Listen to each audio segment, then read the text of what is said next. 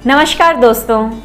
ध्रुव तारा, जिसे अंग्रेजी में पोल स्टार या नॉर्थ स्टार कहा जाता है, हमारी पौराणिक कथाओं में उसका उल्लेख मिलता है।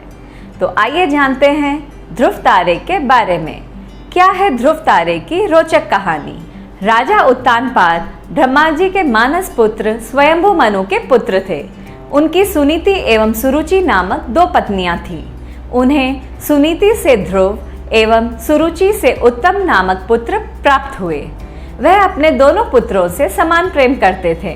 यद्यपि सुनीति ध्रुव के साथ साथ उत्तम को भी अपना पुत्र मानती थी, परंतु रानी सुरुचि सुनीति एवं ध्रुव से ईर्ष्या व घृणा करती थी। वह सदा उन्हें नीचा दिखाने के अवसर ढूंढती रहती थी।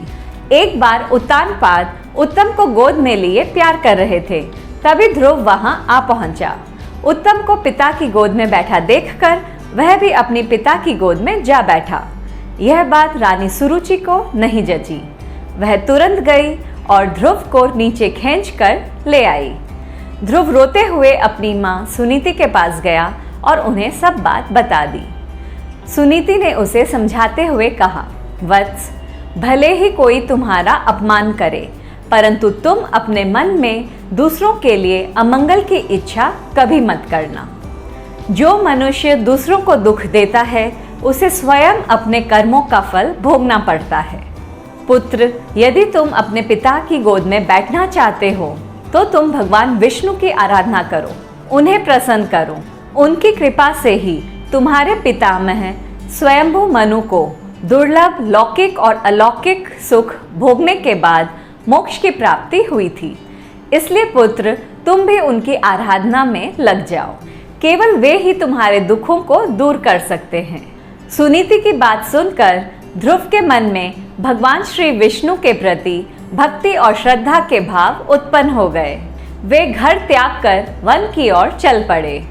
भगवान विष्णु की कृपा से वन में उन्हें देवर्षि नारद दिखाई दिए। देवर्षि नारद ने ध्रुव को श्री विष्णु की पूजा आराधना की विधि बताई। 5 महीने बीतने के बाद वह पैर के एक अंगूठे पर स्थिर होकर तपस्या करने लगा। धीरे धीरे उसका तेज बढ़ता गया। उसके तप से तीनों लोग कंपायमान हो उठे। उसके अंगूठे के भार से जब पृथ्वी दबने लगी, तब भगवान श्री विष्णु ध्रुव के समक्ष प्रकट हुए और उसकी इच्छा पूछी।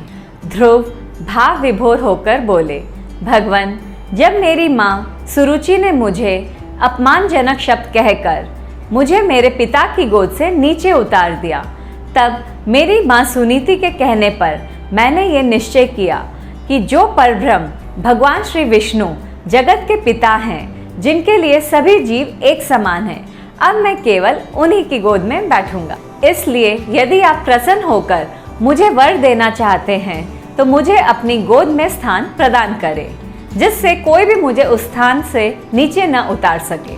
मेरी केवल इतनी सी अभिलाषा है।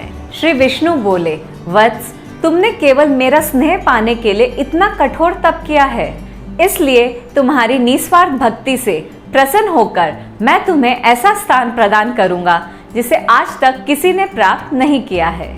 यह ब्रह्मांड मेरा अंश है और आकाश मेरी गोद है। मैं तुम्हें अपनी गोद में स्थान प्रदान करता हूँ। आज से तुम ध्रुव नामक तारे के रूप में ब्रह्मांड को प्रकाशमान करोगे। इसके आगे श्री विष्णु ने कहा, तुम्हारा पद सप्त ऋषियों से भी बड़ा होगा। वे सदा तुम्हारी परिक्रमा करेंगे। जब तक ये ब्रह्मांड रहेगा, तुम्हें कोई भी इस स्थान से नहीं हटा सकेगा। अब तुम घर लौट जाओ।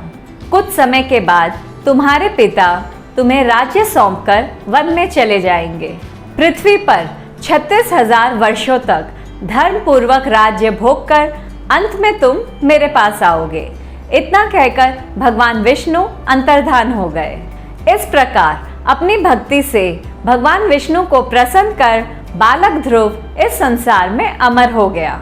तो ये थी ध्रुव तारे की कथा, जो आज भी दीप्यमान है। शेयर कीजिए इस रोचक कहानी को अपने साथियों के साथ और सब्सक्राइब करें हमारा चैनल और जुड़े रहें। मज़ेदार किस्से और कहानियाँ सुनने के लिए मिलते हैं किसी और कहानी के साथ बहुत जल्द। धन्यवाद।